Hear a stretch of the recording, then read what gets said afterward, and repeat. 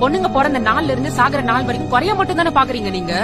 பொம்பளை புள்ள பிறந்தா கருப்பா இருந்தா குறை, வயசுக்கு வந்ததுக்கு அப்புறம் ஒல்லியா இருந்தா குறை, ஸ்கூல் படிச்சு முடிச்சதுக்கு அப்புறம் சமைக்கிறதுக்கு அம்மா கிட்ட கோர்ஸ் போகணும், ஏன்னா சமைக்க தெரியலனா குறை, வீட்டு வேலை செய்ய தெரியலனா குறை, வேகமா நடந்தா குறை, சத்தமா சிரிச்சா குறை, ஏன் அதிகமா மூச்சு விட்டா கூட குறைதான். எல்லா அம்மாவும் பொண்ணுங்க கிட்ட மாமியார் வீட்டுக்கு போனதுக்கு அப்புறம் எந்த குறையும் சொல்லாத மாதிரி நடந்துக்கோமான்னு சொல்றாங்களே, எந்த அம்மாவும் பசங்க கிட்ட வர பொண்ண எந்த குறையும் இல்லாம பாத்துக்கோமான்னு சொல்லி வளர்க்கறாங்களா? கிடையாது. ஏன்னா பசங்க எல்லாருமே பெஸ்ட் தான் இல்ல, அவங்க கிட்ட எல்லாம் குறையே இல்ல. குறைனா அது பொண்ணுங்க கிட்ட மட்டும்தான்.